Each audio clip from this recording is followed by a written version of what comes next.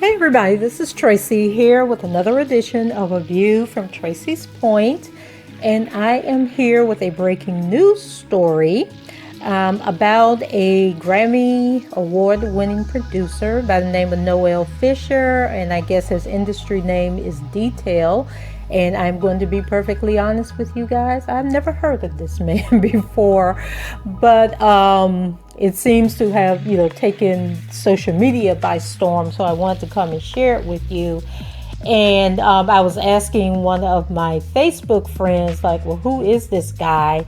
And she shared with me the following tweet that was from a young lady who I think is mentioned in this story, but her Twitter name is Jessie Wu, and I guess she was on Love and Hip Hop Miami, and she shared her story. And I may have watched that episode, kind of like, I didn't really get into Love and Hip Hop Miami, but I do kind of remember somebody on one of these Love and Hip Hop shows telling a story about a negative experience that they had in the industry. And so in the tweet, she's basically saying that the reason she didn't return to Love and Hip Hop Miami was because she tried to tell her story, and then they cut it all up and edited the story, I guess, to protect this guy and probably to save themselves from a lawsuit, since he hadn't been charged with a crime. And so at that point, I guess it was hearsay.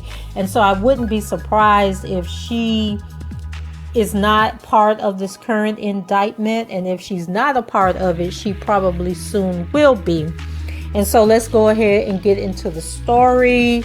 It says that Detail, a Grammy-winning producer known for his work with Beyonce and Lil Wayne, was arrested Wednesday in Los Angeles and charged with 15 counts of you guys know what S stands for, assault, and 5 counts of battery, according to the Los Angeles County Sheriff's Office or Sheriff's Department.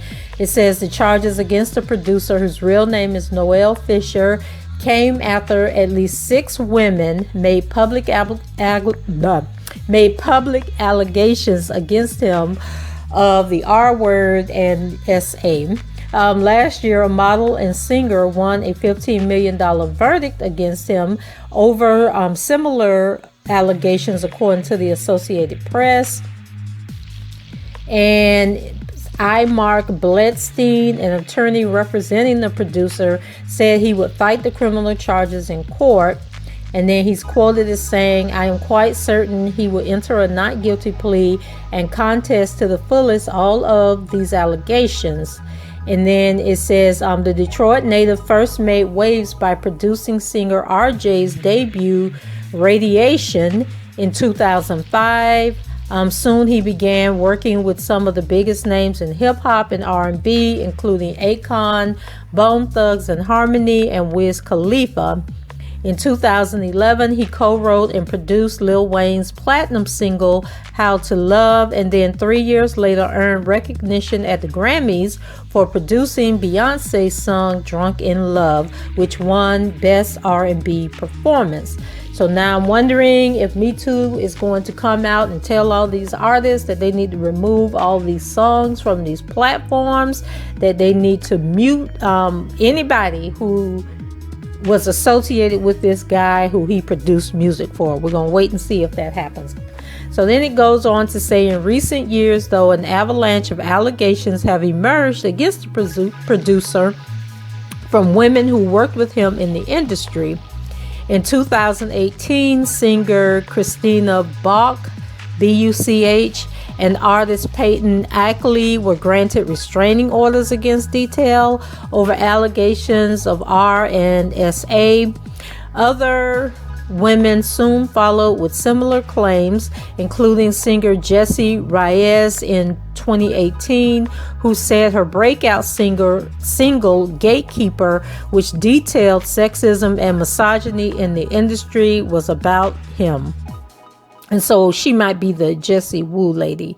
And it says Bach and 2 other women, both former assistants to Detail, later filed lawsuits against him. In her lawsuit, Bach said Detail had agreed to help her with her music career after she moved to LA from Indiana in 2016 to work as a model.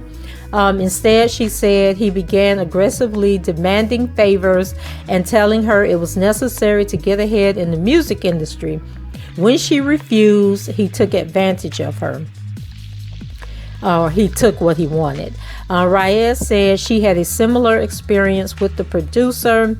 And then she's quoted as saying, "One night over 6 years ago, Noel Fisher tried this on me. I was lucky and I got out before it got to this." Reyes wrote on Twitter after Bach's allegations were made public, "I didn't know what to say or who to tell. I was scared. Fear is a real thing. The girls that come out are brave as hell."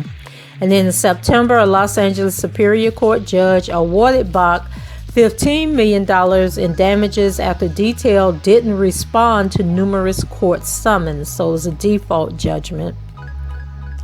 The Special Victims Bureau at the Los Angeles County Sheriff's Department, which arrested Detail on Wednesday, said the crimes he's now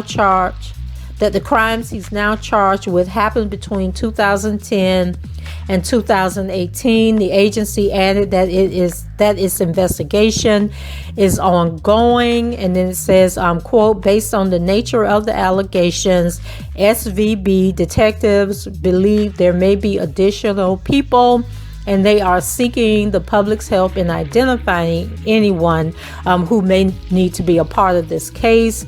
And he is currently being held on $6.2 million bail. Okay, so if he can come up with $620,000, he should be able to get out. So I went and pulled up the arrest record. It doesn't, there may be more information out there. I just wasn't getting that deep into it, guys. I'm gonna be honest with you. So he was charged with 15 counts, 20 counts total, and 5 of these accounts are assault charges. But I'm going to go ahead and read to you guys what he was charged with. So in the 20 count indictment, counts 1 and 5 is, oh, let me go back up to the top of my page. Or did I not? Oh, did I accidentally erase? Okay, hold on a second.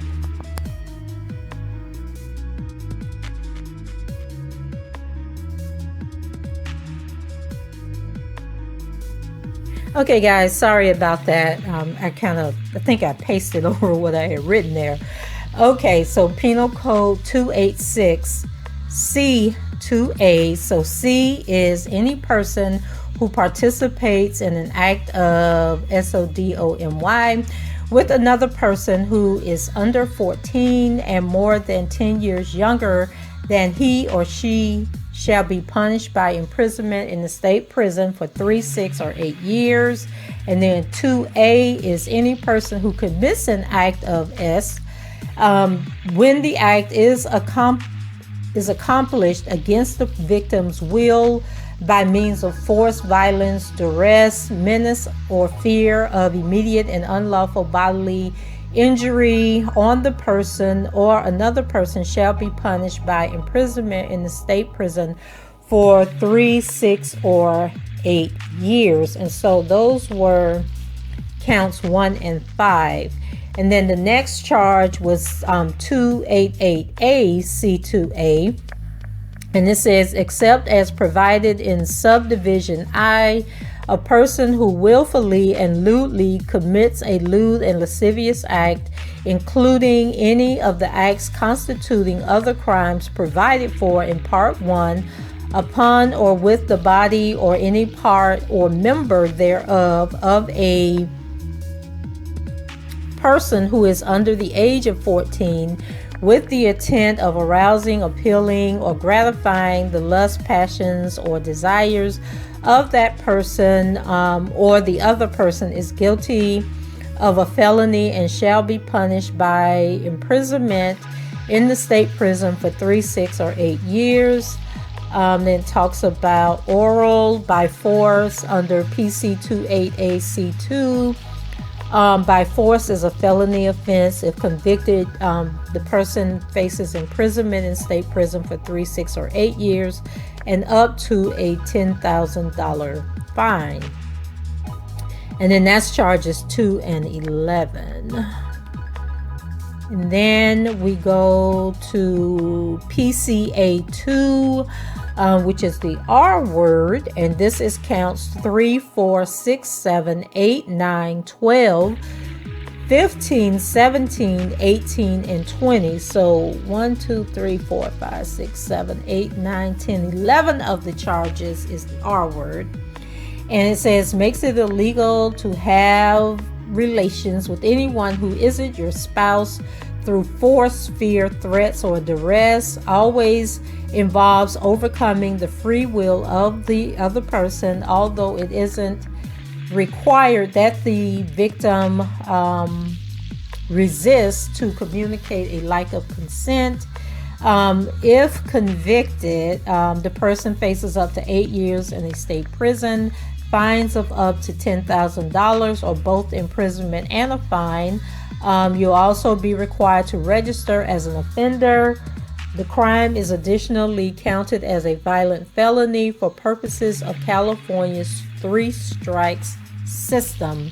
And then on this website where I got this information from, it says to convict somebody under this case, under this code, the prosecution must prove the following beyond a reasonable doubt: that you actually had sex with the person and you weren't married to the person. You and the other person weren't married to each other at the time of having sex, and the other person did not consent to it, and force, violence, or threats were made, forcing the person to do it, putting them under duress, menace of fear or injury, and to that victim or to someone else. And then the next charge is 245A4, and this is counts 10, 13, and 18.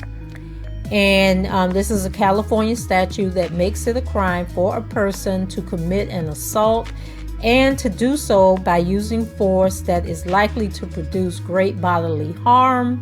And under California law, an assault is an unlawful attempt to commit a violent injury on someone. No bodily harm has to occur for an assault to take place. A great bodily harm, or GBI, is a significant or a substantial injury, broken bone, jaw fracture, or a gunshot wound.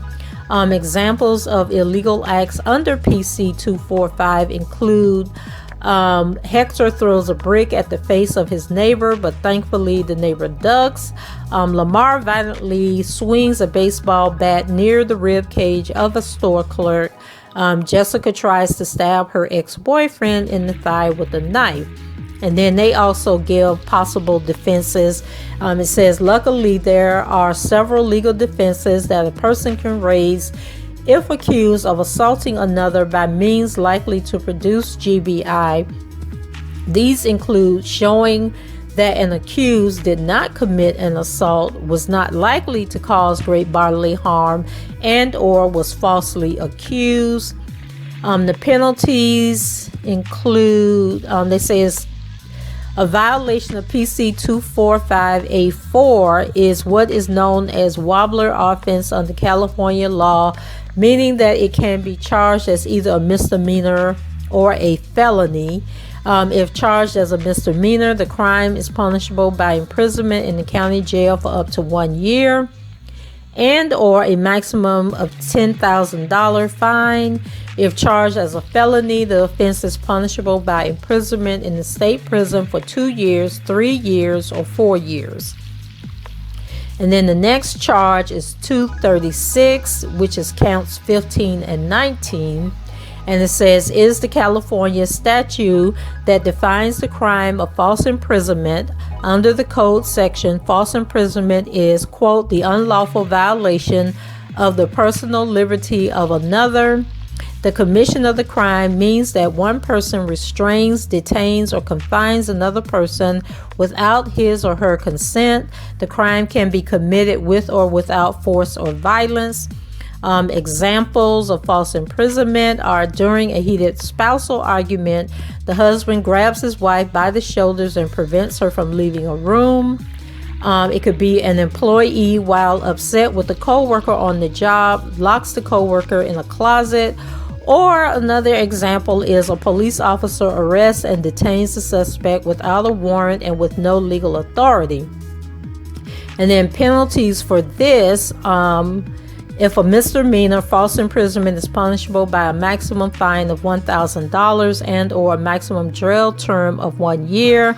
If a felony, a judge can sentence a guilty party to a county jail term of 16 months, 2 years, or 3 years. Defenses for this charge, it says, luckily there are several legal defenses that a person can raise if accused of false imprisonment. These include, but are not limited to, legal authority to restrain. The person gave consent. It was in self-defense. Shopkeeper's privilege, which I think is like if you are robbing somebody's store, they can lock the door and keep you in there. And parental rights, meaning it's a child, so as a parent, you can stop them from leaving the house or leaving wherever. So those are the 20 charges that he's facing. And like I said, half of these charges are the R word. It'll be interesting to see if more people come out, what evidence they have. Like I say, I don't know who this guy is, so I really don't have an opinion one way or the other. But wanted to bring this information to you guys because it looks like it may turn into a bigger case than what it already is. So that's it for me. Leave your comments below, rate the video, and subscribe to the channel if you haven't done so already. And until the next time, I shall talk to you guys later. Bye-bye.